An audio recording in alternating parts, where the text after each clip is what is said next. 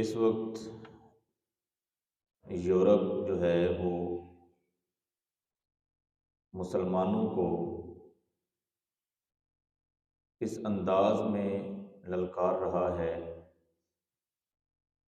کہ ان کے مذہبی جذبات کو بھی مجروح کیا جا رہا ہے اور ان کی غیرت ایمانی کو بھی للکارا جا رہا ہے کہ حال ہی میں چند دن پہلے سویڈن کے اندر ہماری مذہبی کتاب، ہماری رہنما اور ہماری اس جہاں کی بھی کل اثاثہ اور اگلے جہاں کا بھی کل اثاثہ قرآن مجید فرقان حمید کا ایک نسخہ سر عام سرکاری نگرانی میں جلایا گیا۔ قرآن مجید فرقان حمید ایک ایسی کتاب ہے، ارشاد فرمایا کہ انا نحن نزلنا الذکر وانا لہ لحافظون۔ اللہ تعالیٰ فرماتا ہے کہ ہم خود ہی اس کو نازل کرنے والے ہیں اور ہم خود ہی اس کے محافظ ہیں۔ تو محافظ اللہ کی ذات ہے، لیکن جو غیر ہیں جہاں تک ان سے بن پڑتا ہے، اور یہ آج سے نہیں صدیوں قبل سے، اور یہ یاد رکھیں کہ کبھی وہ ناموس رسالت کے اوپر حملہ کر کے مسلمانوں کی غیرت کو للکارتے ہیں، اور کبھی قرآن مجید فرقان حمید کے نسخے کو جلا کے مسلمانوں کی غیرت کو للکارتے ہیں، اور کبھی دین کے خلاف کچھ بات کر کے یا دین اسلام کی مخالفت کر کے ایسے قوانین بنا کے وہ غیرت ایمانی کو للکارتے ہیں۔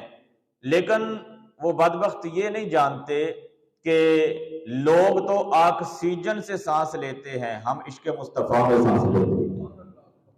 لوگ آکسیجن کی وجہ سے زندہ ہیں، آکسیجن سے سانس لیتے ہیں، لیکن ہم اللہ کے پاک کلام کی برکت سے سانس لیتے ہیں، ہم جو ہے وہ عشق مصطفیٰ صلی اللہ تعالیٰ علیہ وسلم میں سانس لیتے ہیں۔ تو یہ بار بار کیوں ٹٹولا جاتا ہے؟ جب ایک دفعہ احتجاج کیا جائے، پھر دوسری دفعہ احتجاج کیا جائے، تیسری دفعہ احتجاج کیا جائے، تو احتجاج کے اندر وہ زور نہیں رہتا، تو اس لیے وہ آئے دن کبھی دین اسلام کے اوپر بات کر کے، کبھی ناموس رسالت کے اوپر بات کر کے، اب تو حد ہو گئی کہ انہوں نے قرآن کے نسخے کو سر عام سرکاری نگرانی کے اندر جلایا۔ تو یہ ثابت کیا کرنا چاہتے ہیں؟ ثابت یہی کرنا چاہتے ہیں کہ دیکھیں مسلمان جاگ رہے ہیں، سو گئے ہیں۔ ہماری کمزوریاں ہیں جس کی وجہ سے آج یہ دن ہمیں دیکھنے پڑتے ہیں۔ ہم نے اس کتاب کو چھوڑا، ہم نے اس کا دامن چھوڑا، اور غیروں کو یہ موقع مل گیا، کبھی اس کے اوراق پھاڑے جاتے ہیں، چرستے میں کھڑے ہو کے کبھی آگ لگائی جاتی ہے، کبھی بے حرمتی کی جاتی ہے، کبھی معاذ اللہ پاؤں کے نیچے روندا جاتا ہے۔ یار وہ وقت بھی تو تھا کہ 313 تھے اور 1000 کے سامنے کھڑے ہو جاتے تھے، ڈٹ جاتے تھے۔ آج 56 57 58 اسلامی ملک ہیں، کسی مائی کے لال میں اتنی جرت نہیں ہے کہ ان کو للکارے اور بدبختو تم کیا کر رہے ہو؟ تم ہمارے مذہب کو نہیں چھیڑو گے، ہم تمہارے مذہب کو نہیں چھیڑیں گے۔ بدبختی کی انتہا ہو گئی کہ آج ہماری مذہبی کتاب کو سر عام جلایا جائے اور سرکاری سطح پہ جلایا جائے، سرکاری نگرانی میں جلایا جائے، ہمارے مٹنے کا مقام ہے۔ اور اللہ نے اس پاک کلام کی حفاظت کا ذمہ خود لیا ہے، اور یہ صدیوں سے ہے، اور صبح قیامت رہے گی، اس کو کوئی مٹا نہیں سکتا، اس کا کوئی ایک زیر زبر بھی جو ہے وہ مٹا نہیں سکتا۔ یہ جیسے نازل ہوئی تھی صبح قیامت ویسے بھی ویسی رہے گی۔ بہت کچھ ہوتا آیا، یہ ڈاکٹر سروش گزرا ہے، تو اللہ نے قرآن کے اندر چیلنج کیا ہے، اس وقت بھی چیلنج تھا، دور رسالت مآب صلی اللہ تعالی وسلم میں اس وقت بھی چیلنج تھا کہ اگر کوئی ہے ایسا، کیونکہ اس دور میں عرب کے اندر ادیب، خطیب، شاعر جو ہے وہ نغمے لکھنے والے لوگ موجود تھے، تو اس وقت چیلنج تھا کہ اگر لا سکتے ہو تو ایک سورت ہی میرے اس کلام کے بدلے میں لے لیا ہو۔ سارے ایڑی چوٹی کا زور لگا کے بیٹھ کے کوئی ایک سورت، یہ نہیں کہا گیا کہ کسی بڑے رکوع کی مثل لے کے آؤ، ایک سورت، اور سورت کون سی؟ اِنَّا أَعْطَيْنَاكَ الْكَوْثَرَ۔ فصلی لربک وانحر ان شانئک هو الابتر، 3 آیات کے اوپر مشتمل قرآن کی مختصر ترین صورتوں میں سے ایک صورت ہے۔ سارے ادیب، سارے خطیب، سارے کالم نگار، سارے شاعر، سارے نغمے لکھنے والے جمع ہو گئے، لیکن کوئی ایک اس قرآن کی ایک صورت کے برابر بھی کلام نہ لا سکا۔ قرآن اس وقت بھی کلاموں کا سردار تھا، آج بھی کلاموں کا سردار ہے، اور قیامت تک ہماری رہنمائی بھی کرے گا اور کلاموں کا سردار بھی رہے گا۔ ڈاکٹر سروش ایک گزرا ہے، اس نے برہان الحق کے نام سے ایک کتاب لکھی۔ اس نے کہا کہ قرآن نے کیا چیلنج کیا ہے کہ میرے مقابلے میں کوئی لا نہیں سکتا کلام کو، میں کلام لکھتا ہوں۔ اس نے برہان الحق نام سے ایک کتاب لکھی، جس کا نام برہان الحق رکھا۔ اس نے کہا یہ دیکھو میں قرآن کے مقابلے میں کتاب لے کے آ گیا ہوں۔ اس کو مارکیٹ میں اتارا، بڑے بڑے دانشوروں کی لائبریریوں کے اندر اس کو بھیجا، لیکن جب وہ کتاب اہل علم کے پاس پہنچی تو انہوں نے اٹھا کے ردی کی ٹوکری میں پھینک دی، کہا کہ کہاں اللہ کا کلام، کہاں یہ تمہارا گند ہے۔ اللہ کا کلام ہی ہے، اس کے مقابلے میں کوئی کلام نہیں آ سکتا۔ کوئی شاعر، کوئی ادیب، کوئی خطیب، کوئی کالم نگار کیا وہ اس کے مقابلے میں ایک سطر بھی نہیں لکھ سکتا۔ یہ تم نے کیا اندر اس کے یبلیاں ماری ہوئی ہیں؟ یہ کلام کے مقابلے میں کلام لے کے آ رہے ہو؟ کلام لے کے آنا ہے تو کوئی ڈھنگ کا کام کرو، لکھو اس کے مقابلے میں اگر لے کے آ سکتے ہو۔ تو جب دانشوروں کے پاس وہ پہنچی تو انہوں نے اٹھا کے روڑی کے اوپر پھینک دی اور کہا کہ تم نے اس کا نام برہان الحق رکھا ہے، یہ تم کیا کر رہے ہو؟ یہ قرآن کے مقابلے میں لانا مثل ہی نہیں ہے۔ اس کی عبارت بھی پڑھ کے دیکھو، ہمارے قرآن کی عبارت بھی پڑھ کے دیکھو۔ ہمارے قرآن کی عبارت لفظ لفظ نور ہے اور لفظ لفظ راہ ہدایت ہے۔ اس جہاں میں بھی چلنے کا سلیقہ ہے، اگلے جہاں میں بھی بری ہونے کا یہ ذمہ دیتا ہے، اور تم کیا لے کے آ گئے ہو؟ تو جب اہل حق کے پاس وہ کتاب پہنچی تو شروع سے ایڈی چوٹی کا زور لگاتے آ رہے ہیں کہ کسی نہ کسی طریقے کبھی ناموس رسالت کے اوپر حملہ کریں اور مسلمانوں کی جب وہ غیرت کو دبایا جا سکے، ان کو خریدا جا سکے، اور کبھی قرآن کے نسخے کو جلا کے ثابت کرتے ہیں کہ ہم بڑا کام کر رہے ہیں۔ لیکن میں پہلے عرض کر چکا ہوں، لوگوں کو یہ علم نہیں ہے کہ تم تو آکسیجن سے سانس لیتے ہو، ہم عشق مصطفیٰ میں سانس لیتے ہیں۔ تم آکسیجن سے زندہ ہو اور ہم اللہ کے کلام کی برکت کی وجہ سے ہمیں رزق بھی ملتا ہے، ہماری سانسیں بھی چلتی ہیں۔ اگر اس کے اوپر حرف آ گیا تو ہماری زندگی کا کوئی فائدہ نہیں ہے۔ لیکن یہ جو ہماری اوپر والی سطح پہ ہمارے وزراء، مشیر اور وزراء بیٹھے ہیں، وہاں پہ سرکاری سطح پہ سرکاری نگرانی میں ہمارے کلام کو، قرآن پاک کو جلایا گیا۔ ان بدبختوں نے منہ کے اندر کیا ڈالا ہوا ہے؟ ان کے منہ کے اندر بواسیر ہے، یہ جواب نہیں دے سکتے۔ وہاں پہ سرکاری سطح پہ اگر قرآن کی بے حرمتی کی گئی ہے تو ان کا حق بنتا ہے کہ سرکاری سطح پہ ان کو اعلان جہاد کریں، اور ہماری قوم اگر نہ نکلے تو پھر ہے۔ ہماری قوم کے اندر کم از کم اتنی غیرت ہے کہ وہ مہنگائی کے اندر جی سکتی ہے، پانی نہ ملے جی سکتی ہے، آٹا نہیں مل رہا لیکن قوم جی رہی ہے، اور جتنے بھی مشکل حالات آ جائیں رزق دینے والی اللہ کی ذات ہے۔ واللہ یرزق من یشاء بغیر حساب، وہ جس کو چاہتا ہے بے حساب رزق عطا کرتا ہے، لیکن رزق کے بغیر تو زندہ رہا جا سکتا ہے۔ نبی کی ناموس کے اوپر حملہ ہو جائے، قرآن کی ناموس کے اوپر حملہ ہو جائے تو ہماری زندگی کا کوئی فائدہ نہیں ہے۔ یہ کلام ایسا کلام ہے، حضرت امام شافعی رحمت اللہ تعالی علیہ، آپ نے ایک رسالہ لکھا اور فرمایا کہ اس کو پڑھو، اس کے اندر کوئی غلطی ہے تو اس کی غلطی نکالو۔ شاگردوں نے وہ رسالہ لیا، پڑھا، غلطی نکالی، وہ درست کی، پھر پڑھا، پھر غلطی نکل آئی، پھر درست کی، پھر پڑھا، پھر غلطی نکل آئی، پھر درست کی۔ کتابوں میں لکھا کہ حتیٰ کہ 80 مرتبہ آپ کے شاگردوں نے وہ رسالہ پڑھا تو اس کے اندر 80 مرتبہ کوئی نہ کوئی نئی غلطی نکل آتی۔ تو امام شافعی نے فرمایا داہو، چھوڑ دو، یہ شافعی کی کتاب کو حق حاصل نہیں ہے کہ اس کے اندر کوئی غلطی نہ نکلے۔ یہ حق اگر حاصل ہے تو اللہ کے پاک کلام کو حاصل ہے، لا ریب فیہ، اس کے اندر کوئی غلطی کی گنجائش نہیں ہے۔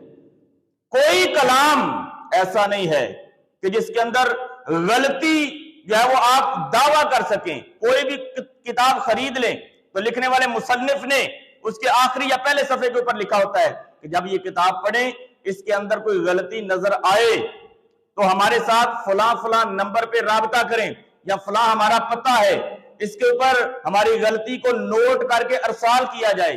لیکن اللہ کا کلام ہے، جیسے ہی کھولیں تو آتا ہے ذالک الکتاب لا، جیسے ہی کھولیں تو آتا ہے ذالک الکتاب لا ریب فیہ۔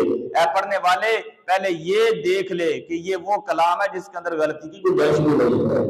حضرت جنید بغدادی رحمت اللہ تعالی علیہ، آپ نے ایک کتاب لکھی تصوف کے اوپر، تصوف کے اوپر اولیاء اللہ اور اللہ کے مقرب جو بندے ہیں تو ان کے فضائل کے اوپر، تصوف کے فضائل کے اوپر کتاب لکھی۔ حضرت جنید بغدادی رحمت اللہ تعالی علیہ نے جب کتاب لکھی تو شاگردوں کو دیا کہ اس کو پڑھو، لیکن کوئی نہ کوئی غلطی جو ہے وہ نکل آتی، تو آپ نے کیا کیا، اس کتاب کو بند کیا، ایک صندوق کے اندر رکھا اور اپنے خادم خاص کو کہا کہ بیٹا ایسا کرو، اس کتاب کو لے جاؤ اور دریائے دجلہ کی سپرد کر کے آؤ، دریائے دجلہ کی سپرد کر کے آؤ۔ اس نے ہاں ایک بات یاد رکھنا، اس کو کھول کے نہیں دیکھنا۔ اس نے کہا ٹھیک ہے۔ اس نے صندوق اٹھایا، سر پہ رکھا، دریائے دجلہ کی جانب چل پڑا۔ جب دریائے دجلہ کے قریب پہنچا تو اس صندوق کو جس کے اندر وہ مقدس کتاب تھی تصوف کے اوپر لکھی گئی حضرت جنید بغدادی رحمت اللہ تعالی علیہ کی تحریریں، جب وہ صندوق دریائے دجلہ کے قریب کیا تو دریا کی لہروں نے رستہ چھوڑ دیا، دریا کی لہروں نے رستہ چھوڑ دیا، اور اس غلام نے، اس خادم خاص نے اس صندوق کو وہاں پہ رکھا تو پانی نے اس صندوق کو اپنی آغوش میں لے لیا، اپنی گود میں، اپنی جھولی میں لے لیا۔ وہ بڑا حیران ہوا، واپس آیا تو آ کے کہا کہ حضرت اگر یہ میں منظر نہ دیکھتا تو کبھی سوال نہ کرتا، آپ مجھے یہ بتائیں اس صندوق کے اندر کیا تھا؟ تو حضرت جنید بغدادی رحمت اللہ تعالی علیہ آپ نے ارشاد فرمایا کہ اگر تو نے وہ منظر نہ دیکھا ہوتا تو میں تجھے کبھی جواب نہ دیتا۔ اس صندوق کے اندر میں نے ایک ایسی کتاب لکھی جو تصوف کے اوپر تھی، تو تصوف کے رموز و اوقاف کے اوپر میں نے وہ کتاب لکھی تھی، لیکن بار بار میں نے اس کو پڑھا، کوئی نہ کوئی نئی غلطی سے متنبع ہو جاتا، نئی غلطی سامنے آ جاتی، تو میں نے یہی فیصلہ کیا کہ میری کتاب پڑھ کے جو ہے وہ غلطیاں سامنے آ رہی ہیں تو کوئی ولی کیسے بن سکتا ہے؟ اللہ کا ولی بننے کے لیے اللہ کے پاک کلام بغیر غلطی والی کتاب کو پڑھنا ہوگا، جو بغیر غلطی والی کتاب ہے وہ اللہ کا پاک کلام ہے۔ تو یہ ہماری غیرت کو ٹٹول رہے ہیں، لیکن یہ بابرکت کتاب انا نحن نزلنا الذکر وانا لہ لحافظون، فرمایا کہ میں نے خود اس کو اتارا ہے، میں اس کا محافظ ہوں۔ یہ اس دھرتی نے وہ لمحے بھی دیکھے، وہ وقت بھی دیکھے کہ جب بادشاہوں نے مل کے، مشرکین نے کیا کیا کہ جتنے بھی قرآن تھے اس وقت ہاتھ سے لکھا جاتا تھا، جتنے بھی قرآن کے نسخے تھے سب کو اٹھا کے سمندر برد کر دیا، بہا دیا، کہ اب کوئی بھی اس کتاب کا نہ حافظ ہوگا، نہ قاری ہوگا، نہ اس کو کوئی پڑھے گا، نہ یہ کلام پھیلے گا، نہ اس کو کوئی مانے گا، نہ اس کے اوپر کوئی عمل کرے گا۔ اس نے تمام جتنے بھی قرآن کریم کے نسخے تھے ان کو اٹھا کے سمندر برد کر دیا۔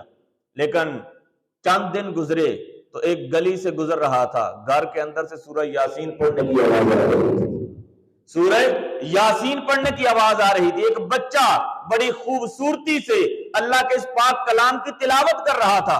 اس نے گھر کا دروازہ کھٹکھٹایا اور کہا کہ میں نے تو قرآن کے سارے نسخے جو ہیں وہ سمندر برد کر دیے ہیں، وہ غرق کر دیا ہے میں نے، معاذ اللہ ثم معاذ اللہ، تم کہاں سے پڑھ رہے ہو؟ اس نے کہا بادشاہ جو کتابوں پہ لکھا تھا، جو اوراق پہ لکھا تھا وہ تو نے سمندر کے اندر بہا دیا، جو ہمارے سینوں کے اندر محفوظ ہے اس کو کیسے نکال سکتے ہو؟ جو ہمارے سینوں کے اندر اللہ نے محفوظ کیا اس کلام کو، تو میں چند باتیں آپ سے کروں گا، آپ ناراض نہ ہوئیے گا۔ یقین جانے اس کے اندر ہمارا قصور بھی، ہمارے مدارس بالکل خالی پڑے ہیں، ہم اپنے بچوں کو قرآن کی طرف آنے نہیں دے رہے، قرآن پڑھنے کی طرف، قرآن سمجھنے کی طرف، قرآن کے اوپر عمل کرنے کی طرف۔ اسی وجہ سے غیروں کو موقع مل رہا ہے۔ یہ پچھلے دنوں جو ہے وہ پاکستان صرف میچ ہارا تھا، یقین جانے سوشل میڈیا کے اوپر ایسی دھومیں پڑی تھی، کوئی اپنا سر پھاڑ رہا ہے، کسی نے گھر کا ٹی وی اٹھا کے جو ہے وہ نیچے پٹک دیا ہے، کیا وجہ کیا ہوئی؟ کوئی ہارٹ اٹیک کس کو ہو گیا ہے، کوئی دل کا مریض تھا، اس نے میچ دیکھا پاکستان ہار گیا ہے تو اس کو اٹیک ہو گیا۔ لیکن یہ ساری چیزیں دیکھ کے جب قرآن کی بے حرمتی ہوئی تو کس نے گھر کا ٹی وی توڑا، کس نے اپنا موبائل توڑا، کس کو ہارٹ اٹیک ہوا؟ تو اس کا مطلب ہے وہ انگریز، وہ بدبخت، وہ یورپی یونین چیک ہی یہ کرنا چاہتی ہے کہ مسلمانوں کو لگاؤ کس چیز سے ہے، مسلمانوں کو لگاؤ کس چیز کے ساتھ ہے۔ ہمارا لگاؤ کرکٹ کے ساتھ ہے، ہمارا لگاؤ اپنے کاموں کے ساتھ ہے۔ اگر لگاؤ نہیں ہے تو اللہ کے پاک کلام کے ساتھ نہیں ہے۔ اگر لگاؤ نہیں ہے یار، یہ تو ایسی ضامن کتاب ہے کہ دنیا اگر پڑھو گے عمل کرو گے دنیا کے اندر بھی بہتری آتی جائے گی، اور اگر عمل کرتے رہو گے قبر کے اندر بھی اس کی سفارش ہمارے کام آئے گی۔ ایک رسالہ میں پڑھ رہا تھا جس کے اندر یہ واقعہ لکھا ہوا تھا، سیالکوٹ کے قریب شاید ایک گاؤں ہے، وہاں سے کچھ لوگ فوتگی ہوئی تو قبر نکالنے کے لیے قبرستان گئے۔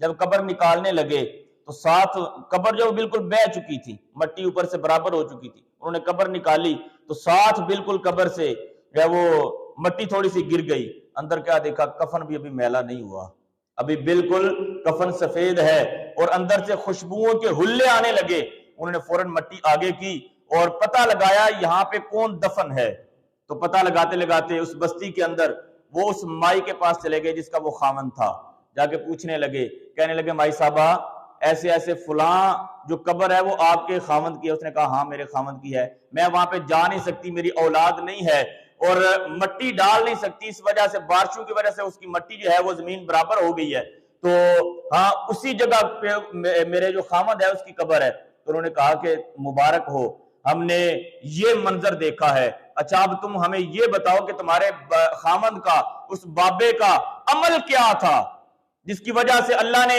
اتنا کرم کیا کہ اتنا عرصہ ہو گیا اس کو دنیا سے گئے ہوئے، ابھی تک اس کا کفن بھی میلا نہیں ہوا، اس کی قبر کے اندر سے خوشبوؤں کے حلے آ رہے ہیں، وجہ کیا ہے؟ کون سا ورد کرتا تھا، کون سی عبادت خاص کیا کرتا تھا؟ اس نے کہا کہ میرا خامن جو ہے وہ زمیندار تھا اور چٹا ان پڑھ جس کو ہم کہتے ہیں، وہ بالکل ان پڑھ تھا، جاہل تھا اور وہ قرآن بھی نہیں پڑھا ہوا تھا، لیکن ایک اس کا عمل ضرور تھا۔ بھائی کیا عمل تھا؟ کہا کہ ایک عمل یہ تھا، صبح مسجد میں نماز پڑھنے کے لیے جب جاتا تو سارے نمازی الماریوں سے قرآن نکال کے بیٹھ جاتے تو پڑھنے لگتے، تو اس کے دل میں خیال آتا کاش میں بھی قرآن پڑھا ہوتا تو میں بھی ان کے ساتھ بیٹھ کے پڑھتا۔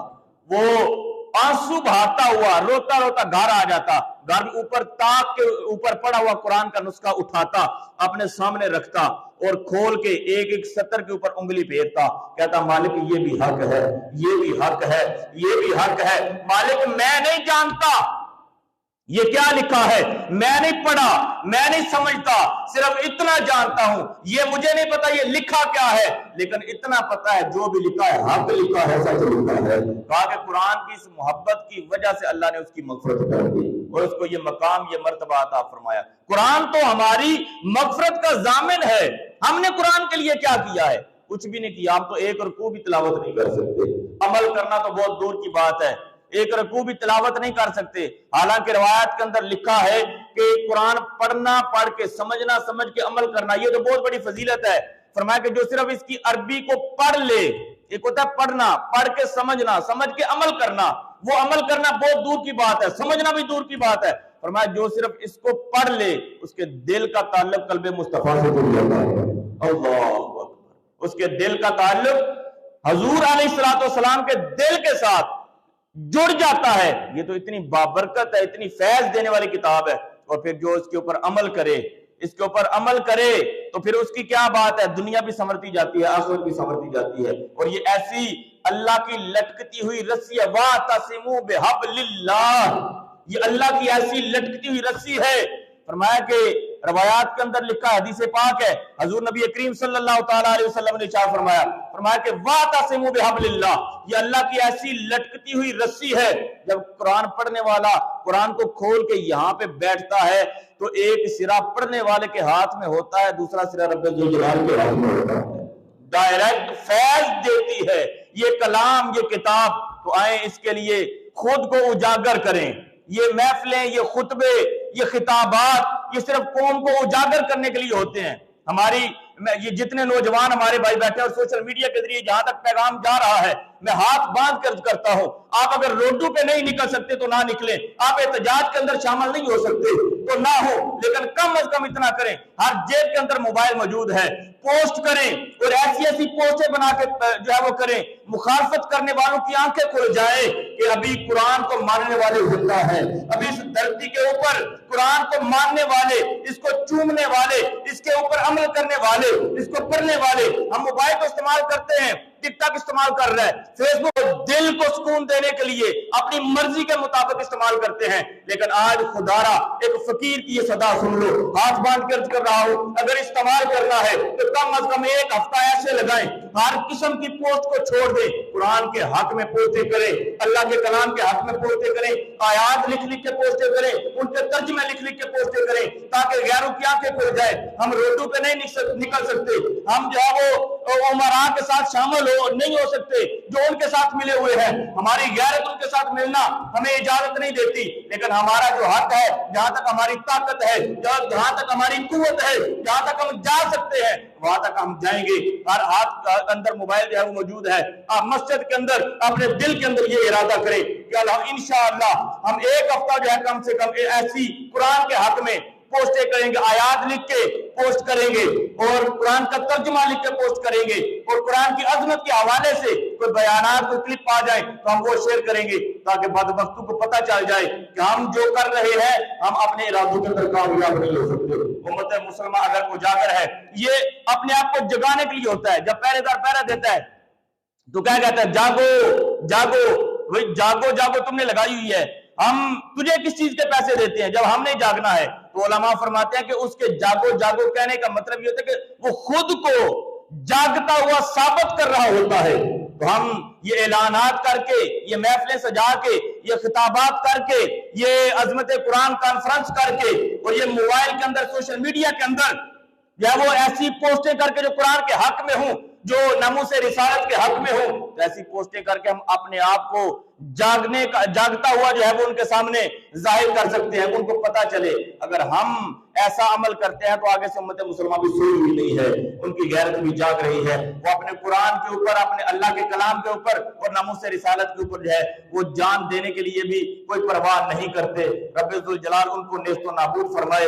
اور یہ کلام, یہ پاک کلام برحق ہے, اور جب سے نازل ہوا ہے تب سے ابھی تک تحریف راہ نہیں پا سکی, اور تا صبح قیامت تک یہ قائم بھی رہے گا اور تحریف بھی راہ نہیں پا سکتی. ہماری راہیں آسان کرتا رہے گا, دنیا کی بھی, آخرت کی بھی, قبر کی بھی, حشر کی. اور اللہ تبارک و تعالی اسی کے صدقے ہماری اس جہاں میں بھی آسانیاں پیدا کرے گا, اگلے جہاں میں بھی ہماری